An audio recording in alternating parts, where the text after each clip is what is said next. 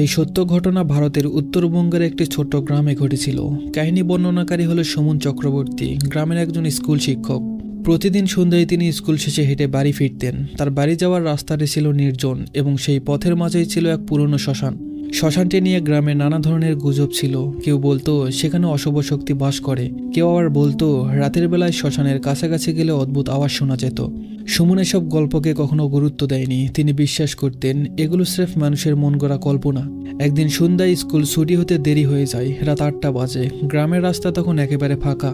তিনি প্রতিদিনের মতো শ্মশানের পাশ দিয়ে বাড়ি ফিরছিলেন। হঠাৎ করেই তিনি অনুভব করলেন চারিপাশের বাতাস ভারী হয়ে উঠেছে। শ্মশানের কাছে দিয়ে হাঁটার সময় হঠাৎ শুনতে পেলেন কেউ যেন তার নাম ধরে ডাকছে, সুমন, থামো। তিনি থমকে দাঁড়ালেন। পেছনে তাকিয়ে দেখলেন রাস্তা ফাঁকা, আশেপাশে কাউকে দেখা যাচ্ছে না। প্রথমে ভেবেছিলেন হয়তো কানে ভুল শুনেছেন, কিন্তু ঠিক তখনই আবার সেই ডাক শোনা গেল। এবার আরো স্পষ্ট, সুমন, থামো। সুমন সাহস করে পেছনে তাকিয়ে শ্মশানের ভেতর নজর দিলেন। তিনি দেখলেন শ্মশানের ভেতরে একটি সাদা পোশাক পরা অবয়ব দাঁড়িয়ে আছে। দূর থেকে দেখে মনে হচ্ছিল কেউ যেন হাত বাড়িয়ে তাকে ডাকছে।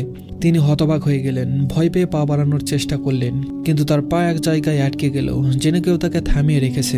সুমনের ভেতরে একটা দ্বিধা তৈরি হলো, তিনি পালাবেন নাকি এগিয়ে দেখবেন সেই সাদা অবয়বটি আসলে কি। কিন্তু তার মনের সাহস তাকে এগিয়ে যাওয়ার ইঙ্গিত দিল। তিনি ভেবেছিলেন হয়তো কোনো গ্রামবাসী বিপদে পড়েছে এবং তার থেকে সাহায্য চাইছে। শ্মশানের দিকে যতই এগোতে লাগলেন তার চারিপাশের পরিবেশ অস্বাভাবিক মনে হতে লাগলো। বাতাস যেন থমকে গেছে।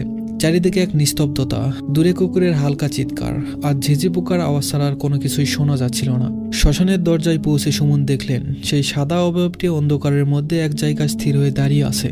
তার হৃদস্পন্দন দ্রুত হয়ে গেল। তিনি সাহস করে ডাকলেন, কে আছেন এখানে? কেন ডাকছেন আমাকে? কিন্তু কোনো সাড়া এলো না। তিনি একটু এগিয়ে গেলেন। হঠাৎ করেই সেই অবয়বটি ঘুরে দাঁড়ালো। অবয়বটির মুখ দিকে সুমনের শরীর এক মুহূর্তেই ঠান্ডা হয়ে গেল। মহিলাটির চোখ দুটি ছিল একেবারে কালো আর ঠোঁটে এক অদ্ভুত বিকৃত হাসি। তার লম্বা চুল এলোমেলোভাবে পড়েছিল, যেন বাতাস ছাড়াই নড়ছে। মহিলা নিচু স্বরে বলল, তুমি আমার ডাক শুনে এসেছ, কিন্তু এবার কি করবে? তোমার পালানোর উপায় নেই। সুমন কিছুক্ষণ স্তব্ধ হয়ে দাঁড়িয়ে রইলেন। ভয় তাকে সম্পূর্ণ গ্রাস করেছিল, তবে তিনি বুঝতে পারলেন ভয়ের কাছে হার মানলে এখান থেকে বের হওয়া সম্ভব না। মহিলা বলল, তুমি কি জানো এই শ্মশান কেন এত ভয়ঙ্কর? আমি এখানে মারা গিয়েছি কয়েক বছর আগে। আমাকে যে মেরে ফেলেছিল সে তোমার মতোই একদিন এখানে এসে আটকা পড়ে গেছে। সুমনের মনে আরো ভয় জন্মালো। তিনি জিজ্ঞেস করলেন, তোমার কি হয়েছে? কেন আমাকে ডাকছো? মহিলাটি তখন বলল, আমি এই শ্মশানের আত্মা। আমার দেহ এখানে পুঁতে রাখা হয়েছে, কিন্তু প্রতিশোধ নেওয়ার আগ পর্যন্ত আমার আত্মা শান্তি পাবে না। তুমি যদি সাহস করো তবে আমাকে সাহায্য করো, কিন্তু যদি ভয় পাও তবে এখানেই আটকা পড়বে।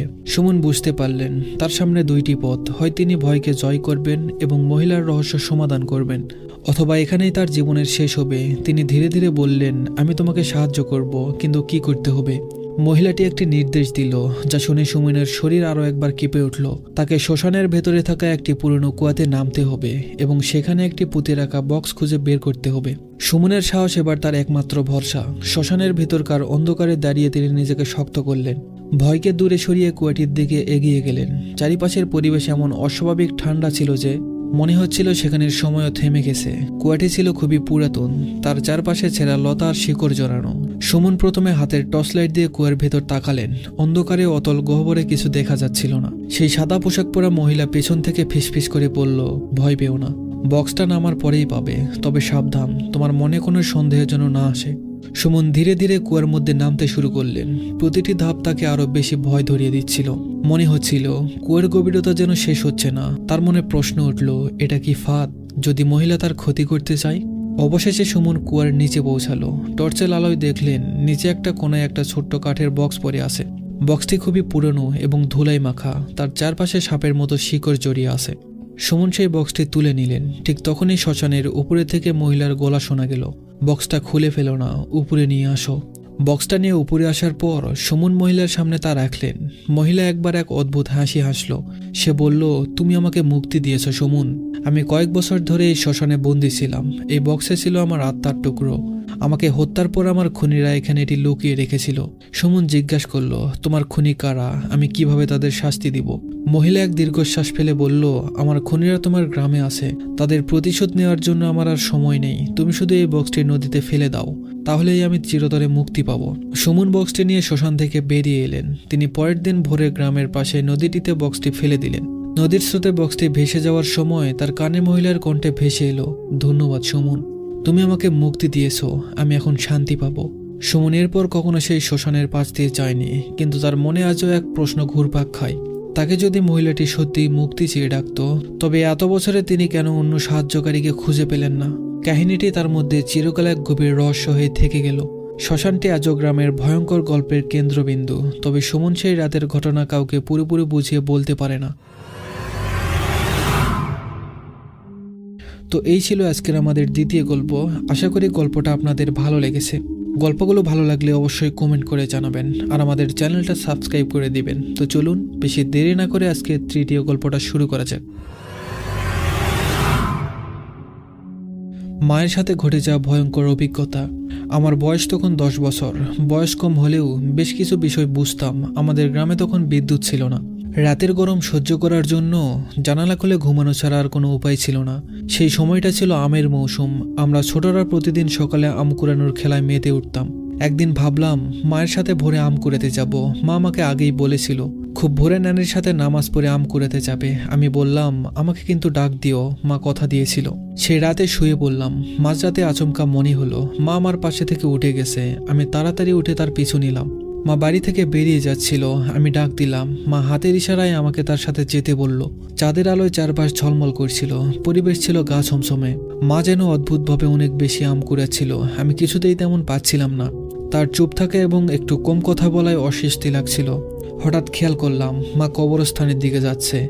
মা তো কখনো আমাকে ওই পথে যেতে দেয়নি। সেখানে তো আম গাছ নেই, কেন সেখানে যাচ্ছে? আমার সন্দেহ আরো বাড়ল। চাঁদের আলোতে মায়ের পায়ের দিকে নজর পড়তেই গায়ের রক্ত যেন জমে গেল।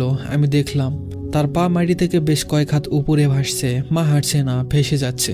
আমার শরীর হিম হয়ে গেল, দম বন্ধ হয়ে আসছিল, গলা দিয়ে আওয়াজ বের হচ্ছিল না। প্রচন্ড ভয় নামে জোরে দৌড় দিলাম। দৌড়াতে দৌড়াতে একসময় মাটিতে পড়ে গেলাম। আমার দৌড়ে পড়ে যাওয়ার পর কিভাবে আমি চাচির কাছে পৌঁছালাম সেটা পরিষ্কার মনে নেই। চাচি আমাকে বারবার পানি ছিটিয়ে জাগানোর চেষ্টা করছিলেন। চোখ মেলতেই চাচার কণ্ঠ শুনতে পেলাম, এত রাতে কবরস্থানের দিকে তুই কি করছিলি?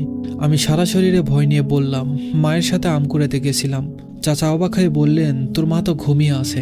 চাচাকে নিয়ে যখন বাড়ি পৌঁছলাম, মা তখন সত্যিই ঘুমাচ্ছিল। আমার মাথায় যেন বাজ পড়ল। তাহলে আমি কাকে অনুসরণ করছিলাম? পরিবারের সবাই জেগে উঠল। আমাকে এত বিধ্বস্ত দেখে মা উঠে এলো।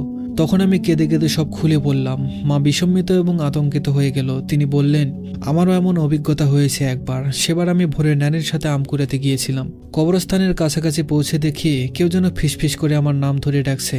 আমি তাকালাম, কিন্তু কেউ নেই। এরপর কবরস্থানের ভিতর দিয়ে যাওয়ার সময় গা ছমছমানো অনুভূতি হতো। পিছনে তাকাতেই দেখলাম একটা সাদা কাপড়ে ঢাকা বুড়ি আমার পেছনে দাঁড়িয়ে আছে। মায়ের কথা শুনে সবাই স্তব্ধ হয়ে গেল। চাচা বললেন, এই জায়গাটা ভালো নয়, এখানে আগে অনেক দুর্ঘটনা ঘটেছে। রাতে তো দূরের কথা, দিনেও এখান দিয়ে যাওয়া ঠিক না। পরের দিন সকালে চাচা আমাকে নিয়ে কবরস্থানের পাশ দিয়ে গেলেন। সেই জায়গায় গিয়ে হঠাৎ একটা ঠান্ডা অনুভূতি হলো। গাছগুলো এমনভাবে দুলছিল যেন বাতাস ছুঁয়েছে, অথচ বাতাস একটুও ছিল না। চাচা বললেন, এই জায়গাটা ভুতুরে, এখানে খারাপ জিন আছে। এরপর থেকে মা আর কখনো ভোর রাতে আম কুড়াতে যায়নি। পরিবারের সবাই আম কুড়ানো বন্ধ করে দিল। আমরা বুঝলাম কিছু জায়গার রহস্য অজানাই থাকা ভালো।